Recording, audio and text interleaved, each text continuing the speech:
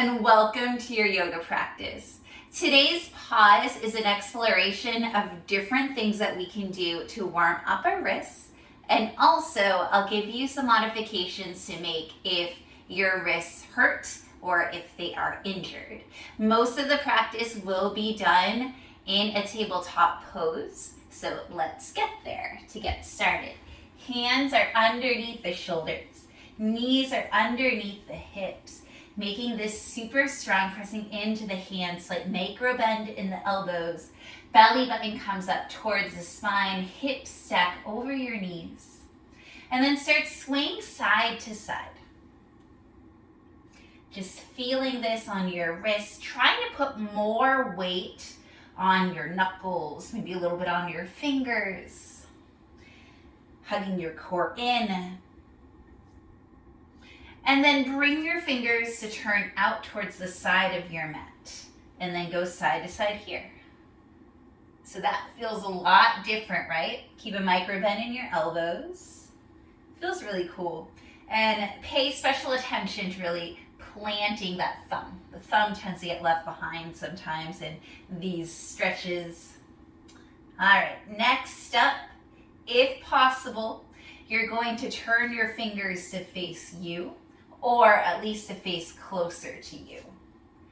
And then instead of going to side, we'll go front to back. If you want a little bit more, you can walk your knees closer to your fingertips and then sit your sit bones towards your heels. Now I have very hypermobile wrists, so my stretch will look different from your stretch. What you want to do is feel a stretch right here. So hopefully you feel that. Maybe you don't need to go, hopefully you don't need to go as far as I do to feel it. But breathing into it, maybe you're focusing on going back and forth and feeling this. Again, that thumb, try to press it into the mat. It likes to just hang out loose. All right, and sit on your heels. I will mirror you. Right hand goes forward like you're trying to stop something, spinning those right fingertips down, and then taking your left hand and pulling with each finger gently back. The goal is not to reach your arm, so even if you can, try not to. The goal is just to feel a little bit on this wrist, going to your ring finger, taking deep breaths with every finger, going to your middle, breathing with each, going to your index, and then your thumb's a little weird, we're pulling your thumb back also. And then all of the fingers back, roll out that right hand, and then left hand goes forward like you're trying to stop something, and then spin those fingers down, taking your right hand to each finger, one at a time, taking your time to breathe with each finger, feeling it along the wrist, inner wrist. Going to your ring finger, then your middle finger, maybe you feel it all the way up the forearm, your index finger, and then that weird thumb, and then all of them, rolling out that wrist. Okay, interlace the fingers and just start taking some wrist rolls. If you want to reverse this, try, but it's gonna feel so weird. So I tend to just go in one direction. It's like you're making a figure 8 or an infinity sign. Awesome, and then to strengthen our wrists, start flicking your fingers like you're flicking water down on the mat. And then flick it off to the side. Keep bringing your hands up. And then start flicking them up to the ceiling. Flick them out in front of you. And then we'll go in reverse. Flick them up to the ceiling. Start flicking them off to the side like you're flicking water off the sides of you. And then down. A little bit more. I know you feel it in your hands. This is really good for strengthening. Whew. And then just lightly settle your hands, palms up on your legs. You might feel them a little tingly right now because of all that movement. That feels kind of cool. All right, so now we'll come onto hands and knees again, and we'll take some modifications here. We'll take a cat-cow in both of these. So let's take a normal cat-cow first. Hands are underneath the hips, hands are underneath the shoulders, knees are underneath the hips, spreading the fingers out wide, even pressing along that right knuckle.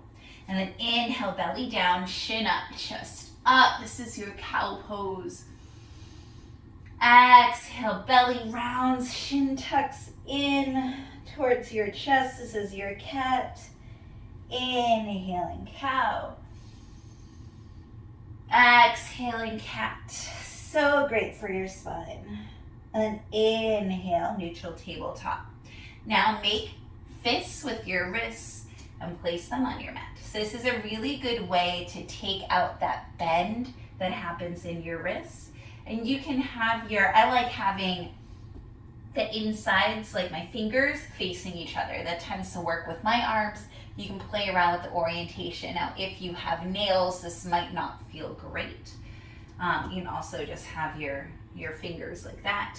But however works for you, try that out, and then we'll take a couple cat-cows here.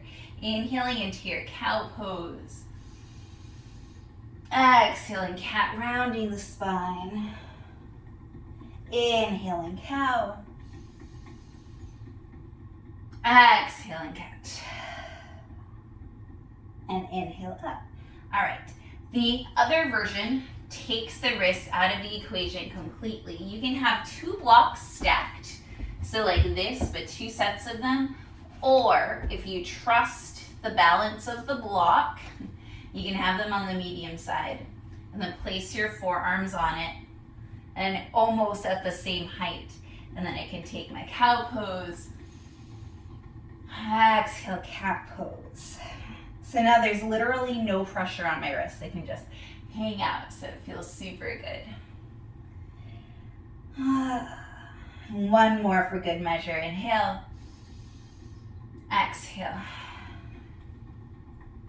And come back to seated on your heels. Awesome. So one more thing is downward facing dog. We'll give you a variation of that, and it'll be very similar to what we just did on the blocks. Let's come into our downward facing dog normally. So hips stack underneath, knees stack under the hips, hands stack under the shoulders, tucking your toes under, hips up and back, coming into your downward facing dog. And for some people, this might put a lot of pressure on your wrists. So taking some alignment cues to help relieve the pressure. Those wrist creases are parallel with the front of your mat, and you're really pressing into your hands, even that knuckle that's underneath that pointer finger.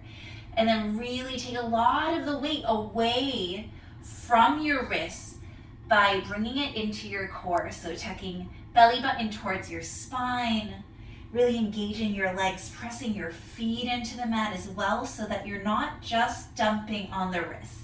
That will help. If all else fails, you can come into a dolphin plank, backing up if necessary. And so that might feel better. Another modification that you can take, or not modification, but a different expression, a different pose, is to come into puppy pose. So we can start from our tabletop. You can have feet tucked or untucked. Hips will stay over knees the whole time. And bring your hands out. Maybe your forearms come down to the mat, and then you send your heart towards the mat. Forehead can come to the mat or a block. Chin can also come towards the floor. And so for most people, the goal is to really open their shoulders. For me, I don't need to open my shoulders, so I go more for the back bend. And this just feels super soothing. I can imagine my dog doing this pose. And now she'll wiggle her butt a little bit. So this is another way that you can modify or change up that downward facing dog to protect your wrists. So it's come to seated, facing the screen or the top of your mat. All right, thank you for joining me for that pause to explore some options for our wrists, both in warming them up and in modifying for hurt or achy or injured wrists. All right. I hope that you have the most beautiful day, and I'll see you again soon on your mat. Bye.